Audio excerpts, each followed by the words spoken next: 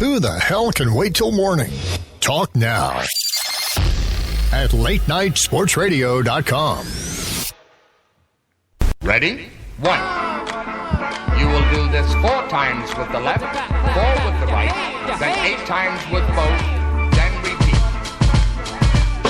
Body moving, A1 sound and the sound so soothing. Body moving, Hello, hello, hello. It's Late Night Sports Radio.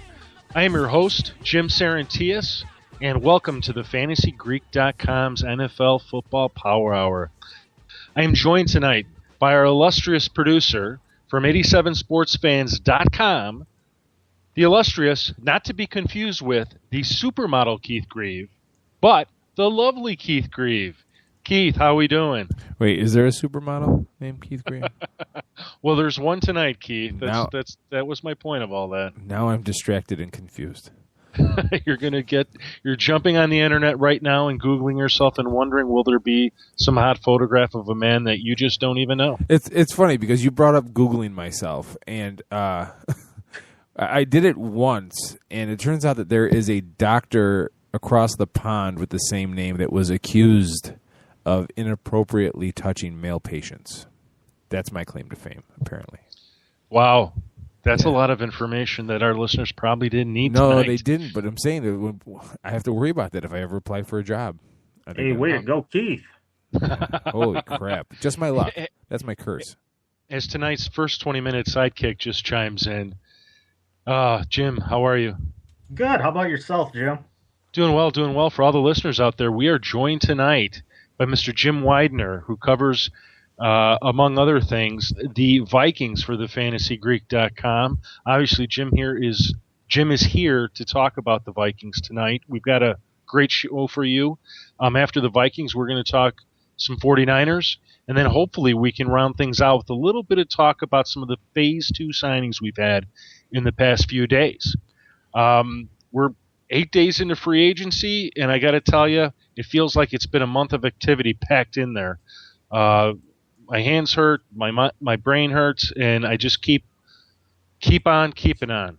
So, if you're listening, let me remind you, if you have any questions or comments, you feel free to give us a call at 585-633-7487. That's 585-633-7487. Or you can tweet the Greek at hashtag AskTFG. That's hashtag AskTFG. And remember, there is no such thing as a stupid question. So I've already alluded to and introduced Mr. Jim Widener from the FantasyGreek.com. If you're on Twitter, and I know you are, you can follow him on Twitter at Jim Widener51. That's JimWeidner51. Jim, welcome back, my man. Well, it's good to be here. Talk a little Viking. I was hoping that Keith would play that annoying Vikings horn just to get us Vikings talk. I'm a Bears fan. There is nothing remotely related to the other NFC North teams on my computer. But you know, I respect that. I'm married to a Bears fan, so I understand that. God bless him. See what I did there? That was a joke. God bless. God.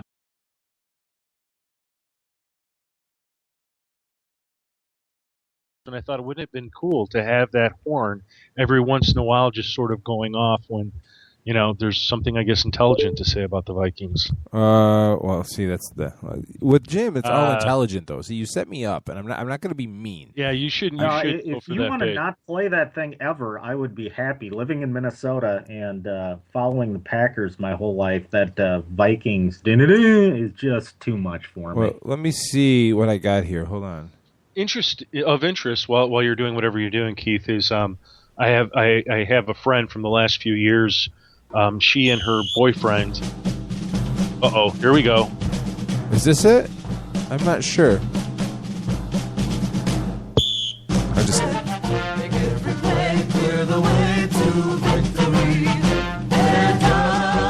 Here, this is a better version. There we go. This is what I was looking for. Oh, come on, Keith. This is not the Bears tonight. We're talking Vikings. I'm sorry. I just looked for anything NFC North related. I didn't know what it was, honestly, when I clicked on it. So. Okay. Well, you know, interestingly, I have a couple of friends who are from Minnesota, and what they've told me, Jim, is that the rivalry between the Packers and the Vikings is much greater than any rivalry there could possibly be between the Packers and the Bears. And based on the one game I watched with them, I believe that to be true. Yeah, there's definitely I don't know which one I can't honestly tell you which one's worse or which one's more aggressive, is the Packers Bears or Packers Vikings. But living here and growing up here in Minnesota, it's definitely, there's a lot of hatred between the two organizations. So, and the people that live state to state there, definitely not a lot of, and especially you throw in Favre going over to Minnesota, and then as we're going to talk about Greg Jennings shortly, spending some time in Minnesota, doesn't make things a lot cheerful when people, Vikings fans, talk about the Packers. Well, let's build on that. You've sort of alluded to the rivalry between the Packers and the Vikings, and Greg Jennings coming over, Brett Favre coming over. Right now, we've got a Vikings team that is in transition, and it really started last season with all the coaching changes. Agreed? Yeah, I agree. And we had some personnel changes. We had some carryover from the season before. And this team had a really nice 2014 season. They did a really nice job. If you follow me on thefantasygreek.com, I'm a big fan of Mike Zimmer. And it's the most, since Bud Grant retired in the 80s, it's the closest coach to resemble the way he handles himself like Bud Grant is with Mike Zimmer. And, he comes from coaching under Bill Parcells, and you see a lot of similarities to the two. And he's doing, to take that in a 9 last year was pretty phenomenal, especially with Adrian Peterson being suspended the whole year, Matt Castle going down with a broken, I think, foot against the Saints in week 3 or 2. It was pretty phenomenal that he did. Teddy Bridgewater, a rookie, coming in and playing, showed some glimpses of what he can do.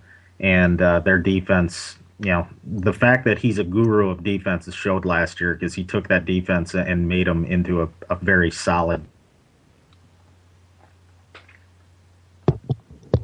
And Jim, not to interrupt you, I wanted to just mention that in one season, Mike Zimmer turned this team around, and they finished 7-9 in the NFC North. And suddenly, here we are.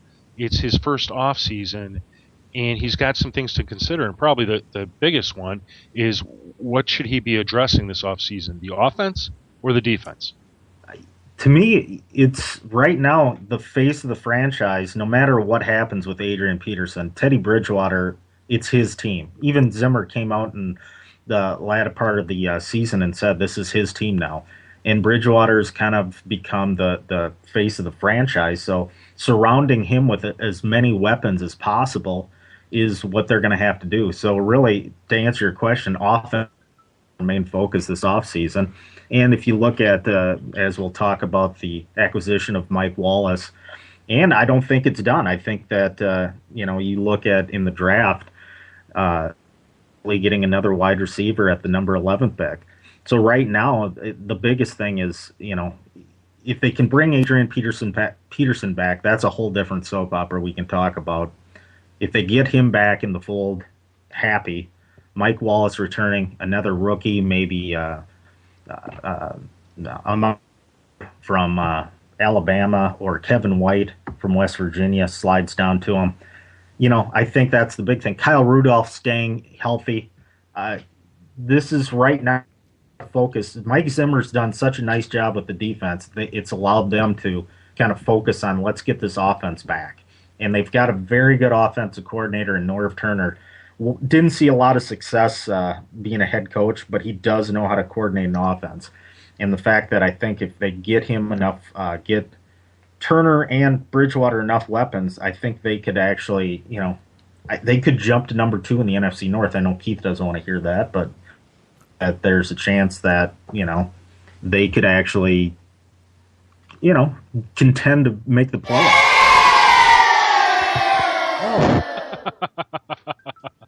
Well, Keith got you there, Jim. Now, yeah.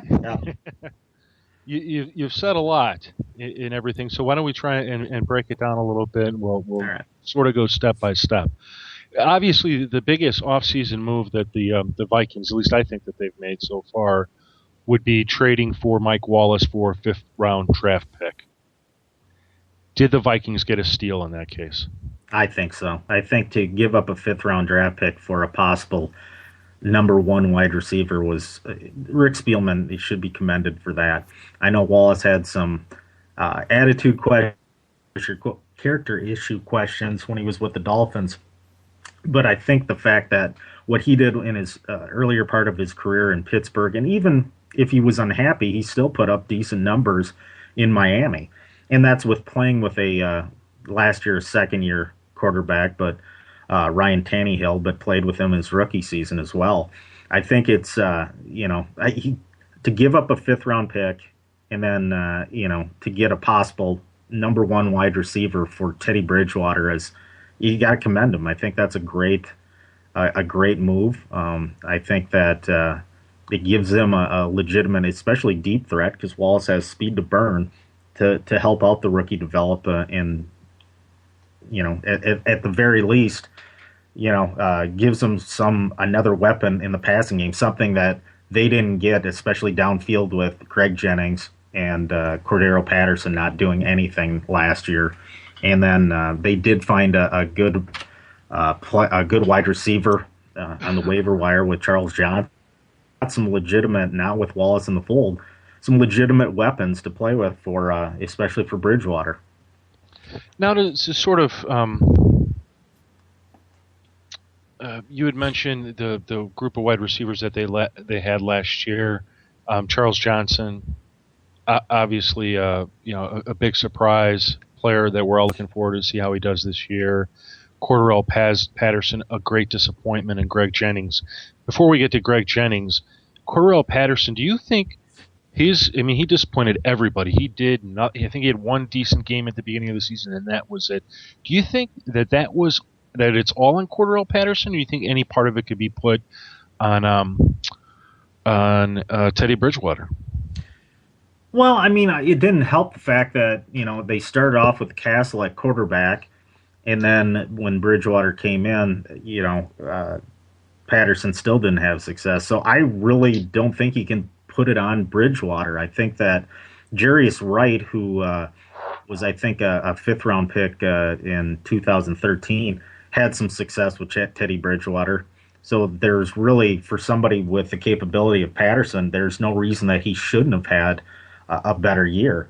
It sounds like, if reports from the media that the fact he couldn't pick up on the offense, and even his kick returning took steps backwards. He wasn't the electrifying returner that he was his rookie season.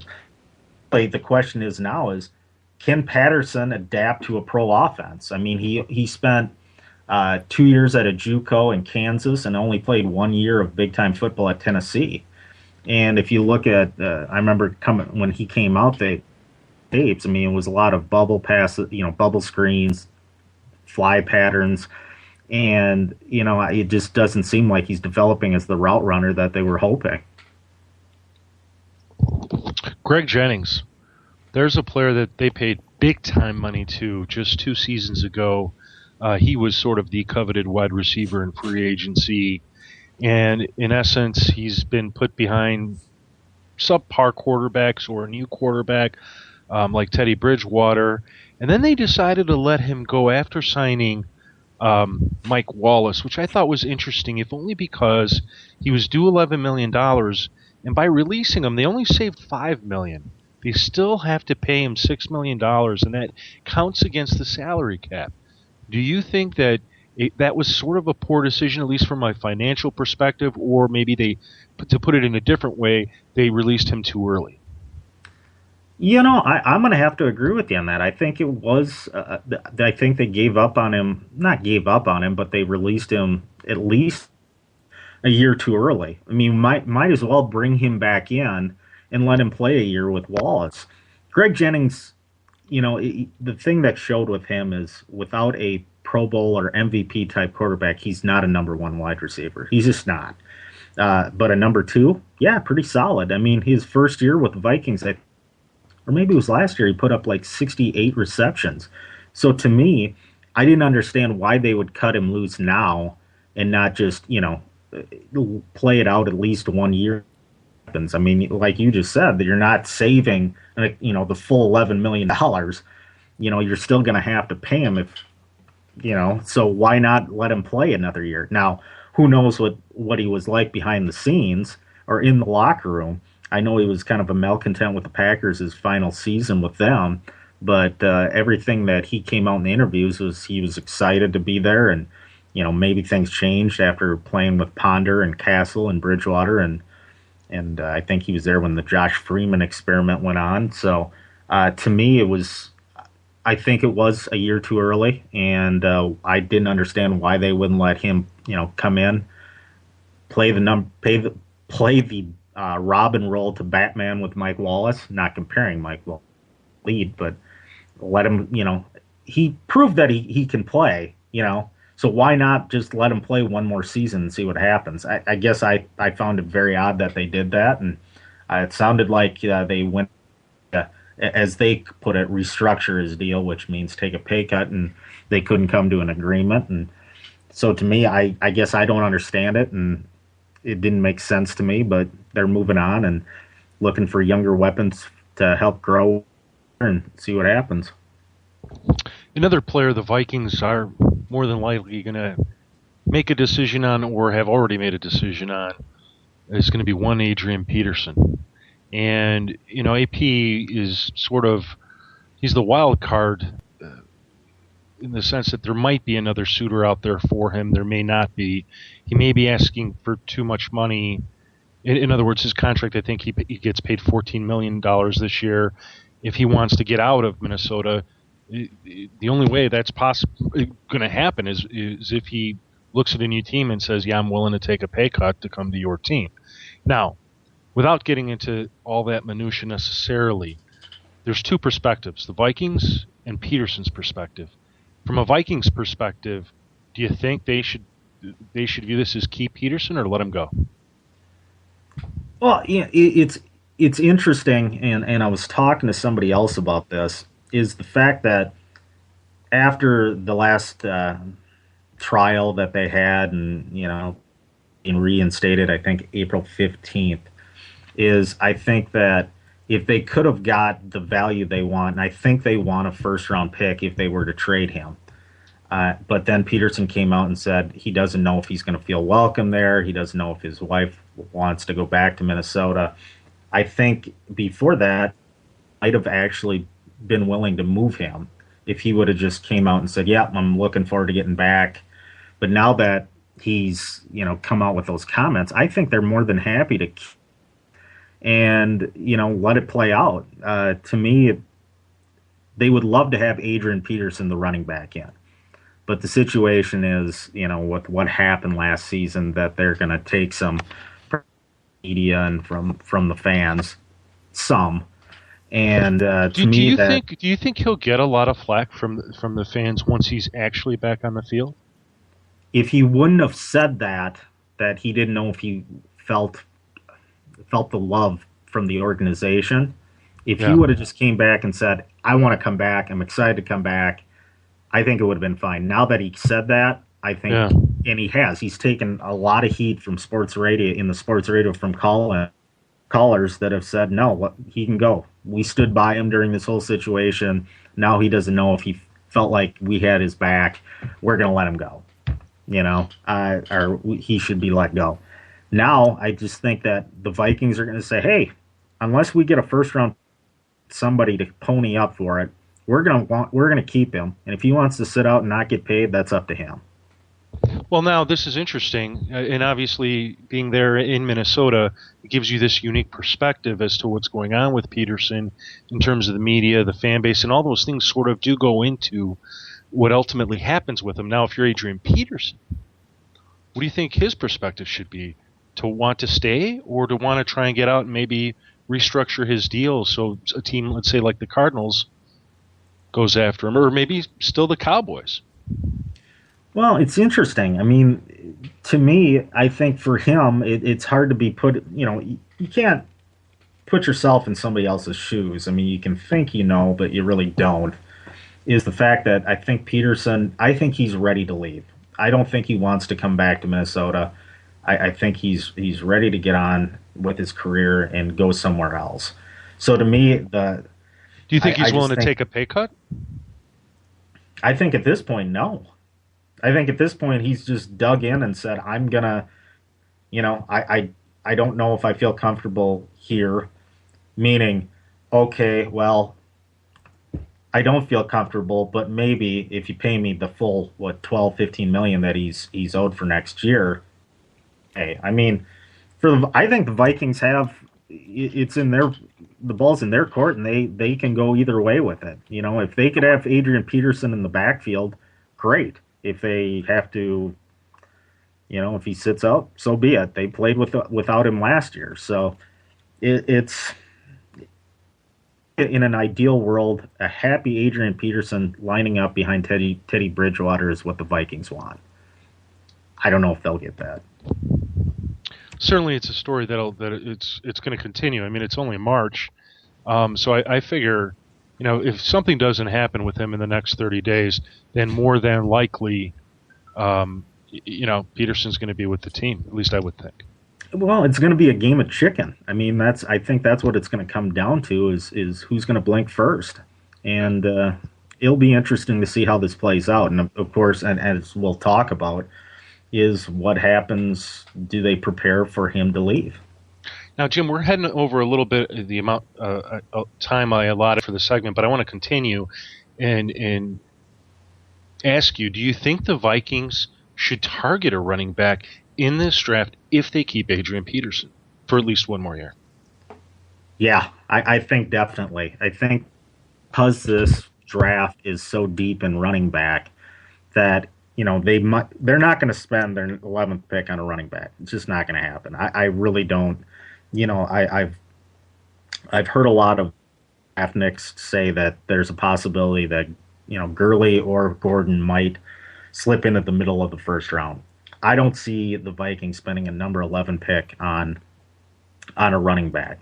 Now, in the second and third, because it's so deep, Amir Abdullah, David Johnson from Northern Iowa, the running back from Boise State, excuse me, I think there's a possibility that they might grab one of those type of guys in the second and third and say, okay, we've got our fallback plan, and Jerick McKinnon was a running back that he played half the year before he got injured.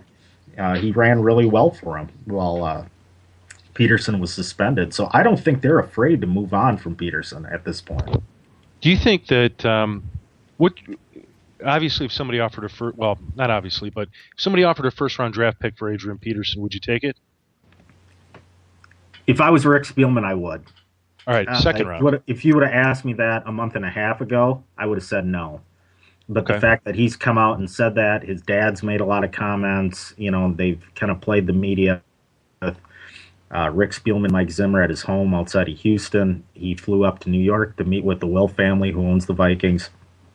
I just think this is a groundwork with him saying, I'm ready to move on for everything. But at this point, they're not going to let him walk until they get the value they want. And that, I think, is a first-round pick, either in this year's draft or next year's. What about second round? They've if you follow the rumors out there, the Cardinals supposedly, don't know, were willing to offer a second, and the Vikings weren't willing to take that. I think they're no. But let me, Jim, let me lock you down on this. Would you, if you were Rick Spielman's advisor, would you say, Jim, take the second round pick? No. Oh, I would. No, I think the fact is, it's a win-win. I think for the Vikings, either on the football field. We're just talking the football part of it. Sure. You either have Adrian Peterson starting at running back, who no doubt has a Hall of Fame career, or you get a first-round pick for him, either this year or next year. Yeah. I wouldn't accept a second round. I wouldn't accept anything but the value that they think. And I firmly think that Spielman believes he's worth a first-round pick. Okay. Jim, before we get to our break, I'm going to ask you one last question. And it's sort of Keith alluded to or mentioned earlier. I can't remember if we were on air or off air. But are the Vikings the second best team in the NFC North? Oof, that's a tough question. With what Lions lost on defense, Sue Fairley, the Bears in transition with a new head coach, new 3-4 defense, still with Jay Cutler at the helm, I would say they, not a definite yes, but I think they have a strong possibility of being the number 2 team in the NFC North. And there you have it, everyone. Jim, I want to thank you for coming on to the show and talking Vikings with us. For our listeners, that was Jim Widener covering the Vikings and Packers for thefantasygreek.com. You'll be able to catch some of his work on our college fantasy future and the NFL draft coming up in the next month. You can follow Jim on Twitter at Jim Widener51. That's at JimWeidner51 on Twitter. And as a reminder to all of you out there, if you've got a question, give us a call, 585-633-7487. That's 585-633-7487. Or tweet the Greek at hashtag AskTFG. That's hashtag AskTFG. Don't be shy. Let's take a break.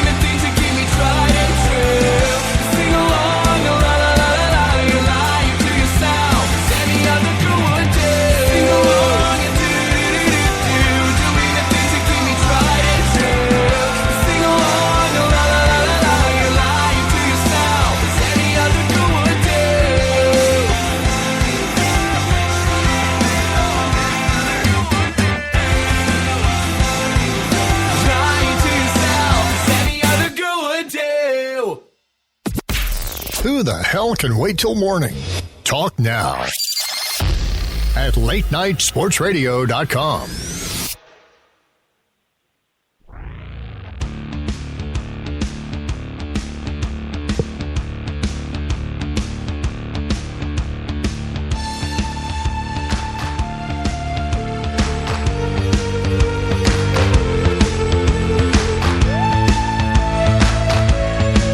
Welcome back, everyone, to the FantasyGreek.com's NFL Football Power Hour. This is your host, Jim Sarantias of the FantasyGreek.com, still joined by Keith Grieve of 87 Sports Fans, and we are now officially into the second half of the FantasyGreek.com's NFL Power Hour. I'd like to welcome our guest, Darren Burry, who covers the 49ers for the FantasyGreek.com. You can follow him on Twitter at Darren Burry. That's at DARRENBURY, or at RotoBacon. That's RotoBacon. Darren, welcome to the show. Thanks for having me, Jim. Glad to be here. Darren, we were talking a little bit during the break there. Sort of, you live there in the San Francisco Bay Area, and you get to sort of see things play out in terms of the team and everything that's been going on. And really, the story that we're here to talk about, it didn't just start on March 10th when free agency opened. It started at the end of the last football season. And from an outsider's perspective, certainly my own, I see this as a case of, for the 49ers, that their general management was unhappy with Jim Harbaugh and has sort of broken up the band. Jim Harbaugh goes a different direction. They don't want to re-sign Frank Gore even for a 1 or 2 year contract. Michael Crabtree is allowed to walk. Is this sort of the general sense in San Francisco, or is there something else going on there that, myself and all the listeners need to be enlightened about? Yeah, it definitely looks that way, even to a lot of people here. There's, with the messiness with Jim Harbaugh, as you said, letting the all-time leading rusher just walk out the door. A lot of question marks have been thrown up, and it's fair. Fair to have the questions. I think there's a little bit more to it if you kind of dive into it. Looking at Crabtree, who was so pivotal in the Niners Super Bowl run a couple years back, he's been plagued with injuries the last couple seasons, and obviously kind of came out on the record with some displeasure at his role last season and so on. And so that, I think, really boils down to, it maybe made more sense for the team to allow him to pursue money elsewhere than sign him on to another contract, which they couldn't really afford because of the cap problems. When he may not be either able or potentially willing to, do what they need from him. For Gore, it's a little bit different. I think they would have liked to keep him. There's obviously, the time keeps on ticking, and so there's, the feeling that he's not long for the league at this point.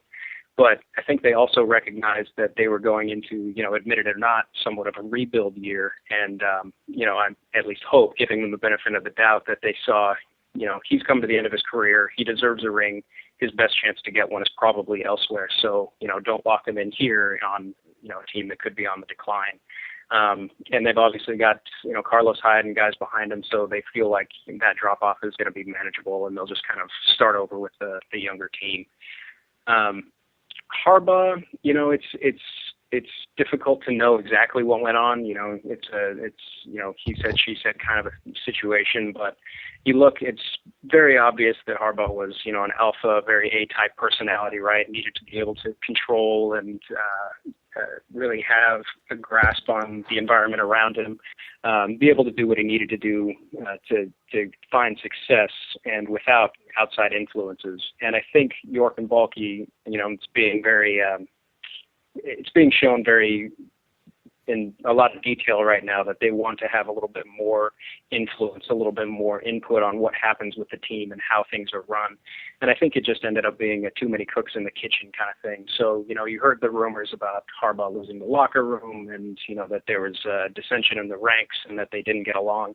And I think it was probably, the truth is somewhere in the moderation of all the stories you hear, where it's not that they didn't necessarily get along, they just couldn't decide who was going to be in control. And then the Michigan opportunity came along for Harbaugh, and it was probably just, a good time for everybody to take their leave. Harbaugh obviously has come out and said he feels like they quit on him, maybe that's the truth, but it seems like it was very much a split born of, just needs, just differences of opinion. Do you think that the fan base felt that Jim Harbaugh had failed them? I don't think they felt like he failed them. Or is that difficult? In fairness, that's a difficult question to answer. But in terms of reactions you might see from the local media out there, conversations with the average Joe, what's sort of your impression on that limited basis? Sure, absolutely. I mean, there's definitely the opinion. I think the prevailing opinion is that last season was most definitely a failure, especially, having come to be spoiled somewhat with, 3 back-to-back NFC championships and going to the Super Bowl with the team that they had and everything else. People had their expectations set there. So last season was definitely, a letdown. Whether you blame Harbaugh or you blame the myriad of injuries that they had over the course of the season or whatever else it may be, that was the failure. Some people, may have looked at Harbaugh and gotten tired of his, angry all the time on the field shtick and things like that. And so it was an easy scapegoat to say, oh, he failed us.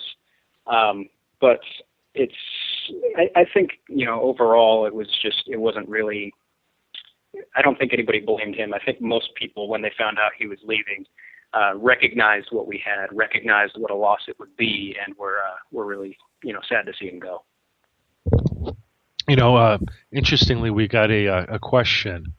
Hashtag Ask TFG, hashtag Ask TFG. And the question is, with trade rumors this offseason and the 49ers firing Harbaugh, could Colin Kaepernick want out of the Bay Area? Could he want out of the Bay Area? Sure, I imagine he could. I think there are teams that are probably set up to take advantage of his skill set.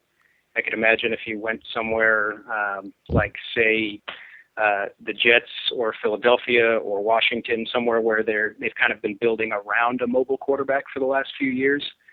He probably has a higher level of skill than some of those guys, at least with his legs. His accuracy and his arm is obviously something he's taking time to do, to work on this offseason, as is well known.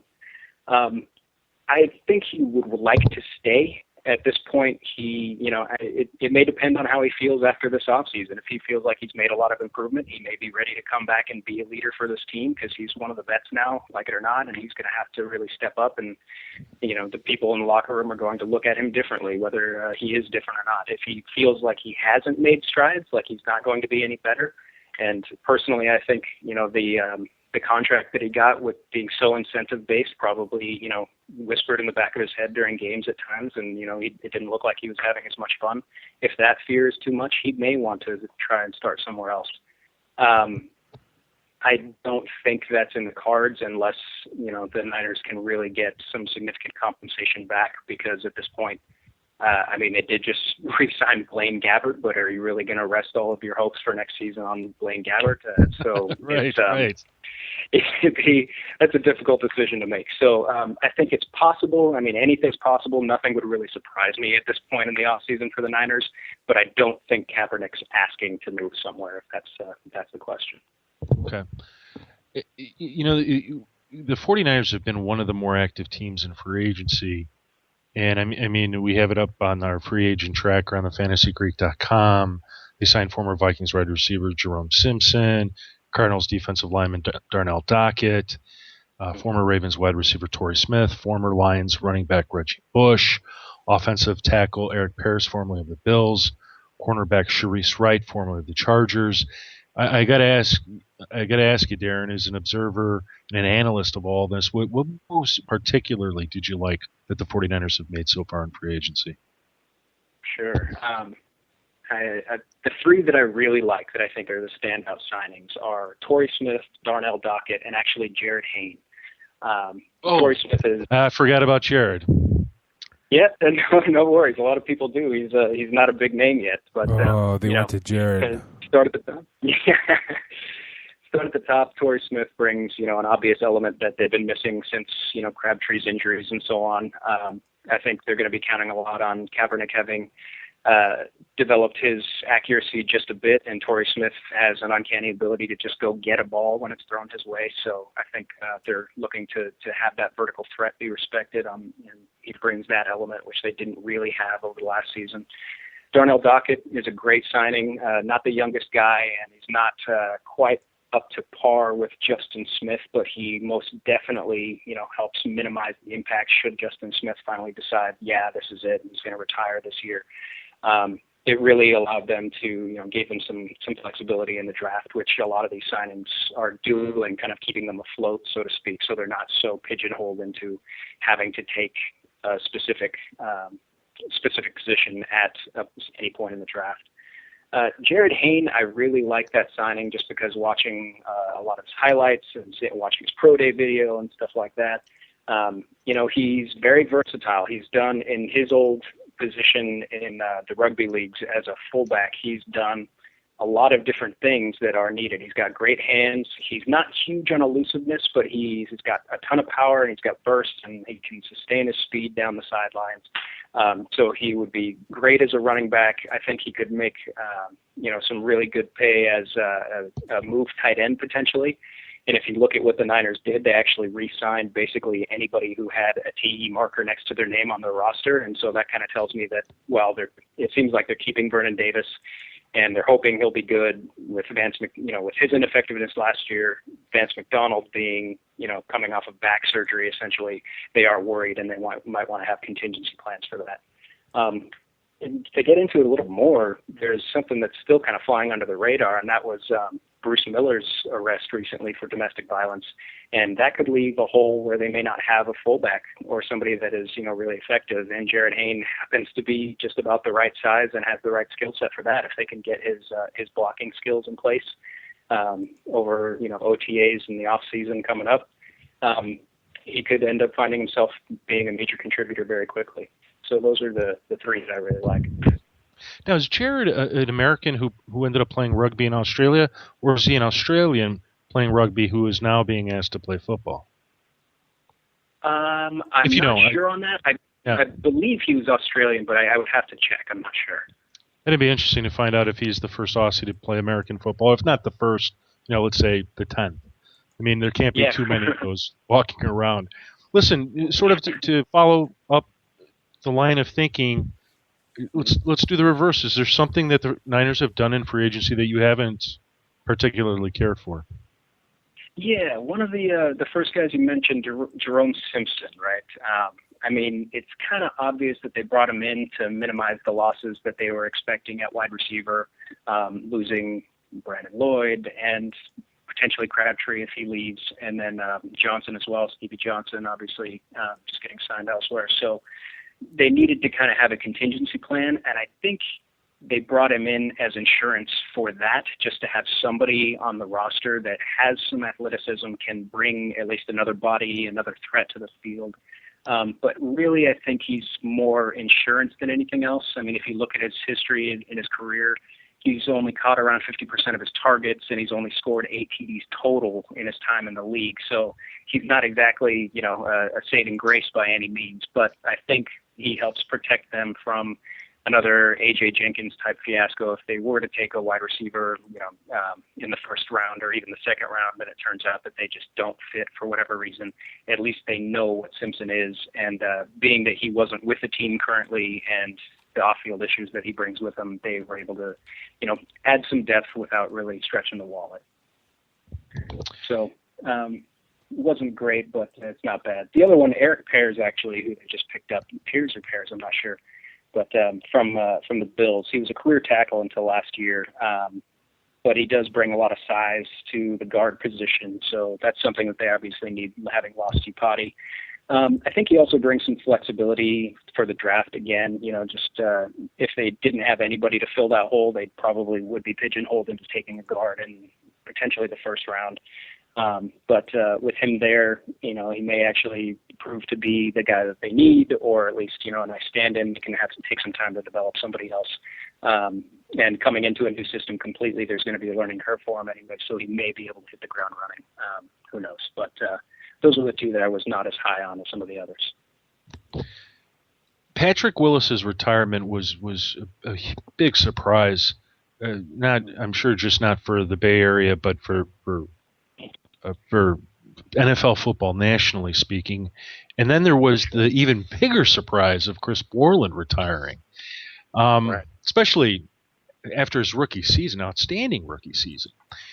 Mm-hmm. Is there, and I'm not trying to make a story where there is none, I'm just curious if there is anything more to it than what these players have stated as their reasons for retiring. Patrick Willis, his physical condition, I believe there was reference to his toes in his press conference, and then Chris Borland is stated that he's had concerns of the long-term effects of concussions. Has there been any talk, feelings, anything that any part of this is due to the changes going on within the 49ers roster or the organization itself? Sure. There's definitely speculation. You see those opinions. You see people kind of talking about it. It's a question that begs asking for sure. Realistically, I don't think so, or if it was a factor, it's probably a very small one. Taking Chris Borland's, his reasoning about concussions and so on. There's more reports coming out now that he had talked to his parents about it, as early as his family in general, as early as training camp last season when he was still working to get a spot on the team. Suffered what he thought was a concussion at the time and just had to play through it because he didn't want to jeopardize his future. Patrick Willis, the guy has been a machine, pretty much his entire career, and if it seems like there was a lot on his mind, but they both kind of had that, there's more to life. There's other things I want to experience, and football has at this point, football has the chance to take those things away from me. And I think, as any reasonable human being, that's a good enough reason to decide whether or not something is worth the risk. And Willis, being on the side of having a great career, having had a great career already, he's not really losing out on anything, and he probably saw that, well, this team isn't exactly going to go back to the Super Bowl next year, regardless of what anybody might say. So, no reason to prolong it. And in his press conference, he kind of talked about that. He was saying, he's seen guys just decide to play those extra years, and then it ends up costing them later in life just because they had to, they couldn't let go. So he didn't want to be caught like that. And Chris Borland, very young, but obviously keeping up with all the research and all the studies that are being done and the findings. And young guy, linebacker, probably grew up watching guys like Junior Seau and stuff like that. And, it gets scary. It really does get scary. And so I can see somebody like him just having a close call and realizing, this is all well and good, but I can choose a different future for myself, a different path, and I can be fine. And doing that. And, I think that's probably a conversation that'll start to happen more and more. And I think you're absolutely correct, and it sounds like it's a national issue. I don't know if there was any more local coverage of the issue related to concussions. If not, that's okay. But something you said, which it's the ultimate question, with some of these changes, it's not going to be the same 49ers team that we saw on the field last year. So the question is, do you think the 49ers take a step back in 2015? And if so, any idea how much, or you think it's too early to tell? Hard to say. It will be interesting to see what they do in the draft. I think, a step back is inevitable. I definitely think it's going to be, there's going to be a learning curve with, new coaches, new system, new personnel pretty much everywhere. That's going to be a lot to overcome. And, they went into this offseason expecting to kind of rebuild their offense, and they've got some nice talent in places that they were really lacking it last year. Reggie Bush obviously brings versatility to the run game, which they simply didn't have between Gore and Hyde. Torrey Smith, again, that vertical threat, which is going to be great. Jared Hayne, who knows if they end up finding a spot for him, even as a change of pace, but as a punt returner, he could be very dangerous as well. So, their offense could surprise some people if Kaepernick's accuracy improves a little bit, or if he gets that touchdown, whatever it is, and they get into a rhythm. They could start putting up some points on the board, which is obviously something they did not have last year. But, it's all offset by the losses that they've sustained and could still sustain on the defensive side of the ball, so they're really not going to have that to fall back on the way they did before. On a personal level, I think an 8-8 season is probably worthy of celebrating at the end of the year. Anything beyond that would surprise me more than if they were only to win, say, 5 or 6 games. I'm thinking the 5 to 7 win range is probably what to expect from. All right. Well, wait a minute. If you could pick 8-8, if you had to pick one or the other, would you take the over or the under? I'm just kidding, Darren. I don't want to put you on that spot with 49ers fans listening. But look, let's have some fun. Let's talk about some fantasy football. If Frank Gore's gone, Reggie Bush is there. What do you think? How does that backfield shape up in terms of fantasy, or how would you handle that yourself? Sure. So it's funny because back in 2013, Balky mentioned, a 3-headed monster, which for fantasy purposes is terrible, but for NFL purposes, it looks like it's going to be the way to go moving forward, unless you have one of those, every down workhorse backs that can just handle it himself. Carlos Hyde, great replacement for Frank Gore as far as being that hammer in the run game, lots of power, knows how to hit the holes. Hard to bring down, but he doesn't have quite the same shiftiness that Gore's smaller frame afforded him. The smaller holes that he could fit through, things like that might be an issue. And I think there's going to be a bit of a learning curve for Hyde in the beginning of the season, being that that lead back. He hasn't really experienced that, and so while he has, they used him in an array of different situations, so he should be somewhat prepared. I think there is, there's something different about the role when you go from, the backup to the lead. So, early in the season, I think Hyde will probably, do okay, but not great. But I'm hoping he'll have a breakout, sometime in maybe 4, 5, 6 weeks in, something like that, really get in his rhythm and figure it out. Reggie Bush brings that versatility that we talked about earlier that, they just didn't have. And a lot of people are looking at it, you see both sides of the argument. He's, great for the Niners. He's terrible for the Niners. I'm more towards the great side simply because I don't think they're going to use him to run between the tackles. That would be the most ridiculous thing they could do, both with Hyde there and with Bush being 30 and having his injury history.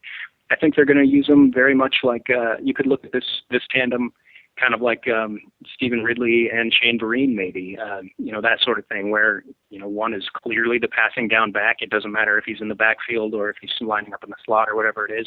He's going to be there to catch passes or at least, pull some coverage, where the other one is going to be, again, that hammer, just really punching it in where it needs to be or potentially, allowing for read option plays, that kind of thing with and get Kaepernick's legs back in the mix a little bit.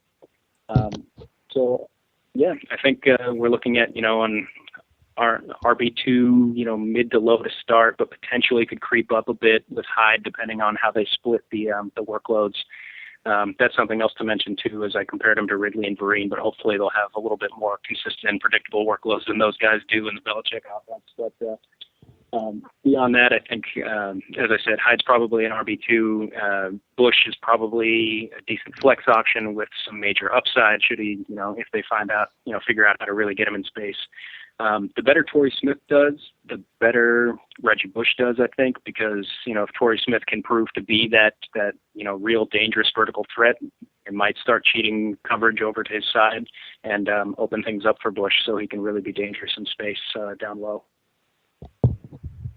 Darren, that's some good stuff, man. I mean, I absolutely 100% agree with you. That's going to be an interesting backfield that the 49ers are going to have, and they're definitely going to have some upside if they focus in on that running game, which, they well could. And Torrey Smith is an interesting addition for the reasons that you pointed out. I mean, it's all good for them. And if that defense comes through, maybe they end up on the upside of 8-8, right? Oh, that would be great. I would be jumping up and down in that ninth win. Absolutely. Listen, Darren, we've got, I think, 6 minutes to go, Keith. Does that sound about right? We are officially 6 minutes, yes. 6 minutes, okay. Darren, can you hang out for a few minutes? We'll round table a couple of stories that have come up in the past few days and just see what you think, what our producer Keith thinks, and we'll just talk them through? Absolutely. Love to. All right. Well, here's one that should be close to home, right there in the San Francisco, Oakland Bay Area. We've got ourselves the Raiders signing Trent Richardson for a few $1 million. Yeah. Is this the time for the Raiders to be? This is a loaded question. You can see how I feel about it. Is this the time for the Raiders to be taking a chance like this? Tell me what you think about the signing. It threw up question marks. I saw them sign Roy Halou, and I thought that was, a great signing. I was all excited for him. A lot of my friends that aren't Niners fans are Raiders fans, so I keep up with that as well. And, Trent Richardson has been something that makes the table go quiet over the last couple of days. It's what exactly was going on in their heads? And, maybe it's that, again, a guy who's not on a team, they can get him cheap. He's at least shown himself to be durable, if nothing else. Plan C, kind of a fallback thing. You're not bringing him in to be that lead back, or if they are, they've got something very wrong going on already. A few million, that's kind of what running backs are at. I think he got like 3 or something, so low end of what running backs are going for. I agree. It was a very strange signing. I can't really say, it's a pretty big chance, a lot of money to spend on a guy that you shouldn't be expecting to do much for you. But who knows? Maybe they'll figure it out. He claimed the system in Indianapolis was wrong for him. Maybe there's some truth to that, and the Raiders can get it figured out. Who knows? Yeah, it really just depends on how they use him. If they use him as sort of a change of pace back in place of Latavius Murray, probably not too bad. But if they're actually going to split everything down the middle, it spells trouble, I think. Keith, what do you think, man? I think Reggie McKenzie's trying to get fired. That's the only explanation I can think of for this signing. At first it's Cleveland's not a good fit. Now the Colts aren't a good fit, and you know what? If the Colts system wasn't for you, shut up. Andrew Luck is your quarterback. Just win, will you? So now you're going to be in the silver and black and just get railroaded every week because guess what? Once again, nobody of any magnitude wants to go to the Raiders. And so you'll be there with the growing pains of Derek Carr while defenses load up 8 in the box and beat you into oblivion. So there you go, Trent. Thanks for playing. Take a version of our home game with you. So, Keith, you feel strongly about this, huh? I don't understand it whatsoever. That team is so behind the 8 ball as far as being competitive, and then they go and make that just an absolute head-scratcher move. Now, again, if maybe McKenzie sees something, maybe there's a secret in Oakland that can unlock the world of Richardson on the NFL, but I'll sit by my take until that happens. Speaking of head scratchers, what did you guys think about the Bills signing Charles Clay to an offer sheet of 5 years, $38 million, and $20 million guaranteed? This is the kind of money that Jimmy Graham got as well as Julius Thomas. Smart move, or what are you thinking? Gamesmanship. Keith, go ahead, jump in. No, it's gamesmanship. It's I'm going to screw with the Dolphins. That's what that is. There's no way he's worth that money. I'm sorry. Darren? I gotta agree. He's definitely not worth top 3 kind of cash.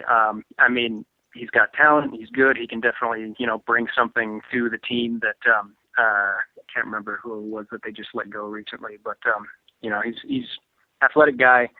He's not worth $40 million, $20 million guaranteed. That's absurd. It's really just all that having been said, though, guys. You guys, we all agree. I agree with you guys. This gamesmanship with the Dolphins, what does it prove? They're now overpaying for a player that they shouldn't be paying this much money for. Doesn't the gamesmanship in and of itself seem wrong in this particular instance? Well, Buffalo gets a tight end that can play. They overpay, absolutely, but it's not like you're going to lose anything by having Charles Clay on your roster. What you do is you take a receiving target away from your division rival with a young up-and-coming quarterback who just also lost his deep threat. Yeah. Okay. It's, it definitely is a good way to, kind of ensure that, their quarterback woes at this point will be somewhat minimized. I mean, having a guy like Charles Clay who can play in the middle, who can, make quarterbacks look good if they can get the ball anywhere near them, that may be what they're paying for. Just, the opportunity to make their quarterbacks worth more right there. I mean, you already know, unless they've got some kind of magic pill up their sleeve to move up, they're not drafting a quarterback of any magnitude, right? So their first-round pick is in the middle to late part of the round. With the new CBA, the salary is kind of guaranteed. You're not going to have to blow a whole lot of money in the draft. So if you've got cap room and you're pretty good with where your team is right now through free agency, you absolutely screw with your rival. And that having been I said, think you guys. touched on it there. Yeah. Anything else, guys? I'm good. No, that's good. All right. Well, listen, Darren, I want to thank you for coming onto the show and talking 49ers with us. For our listeners out there, for Jim Widener and Darren Berry, for Keith Grieve, 87 Sports Fans, this is Jim Sarantias of thefantasygreek.com. You've been listening to thefantasygreek.com's NFL Football Power Hour. You can catch us every Wednesday night from 10 p.m. Eastern to 11 p.m. Eastern. And to all our listeners, please remember, you're the best. Good night, good night, good night. Turn out the lights, the party's over.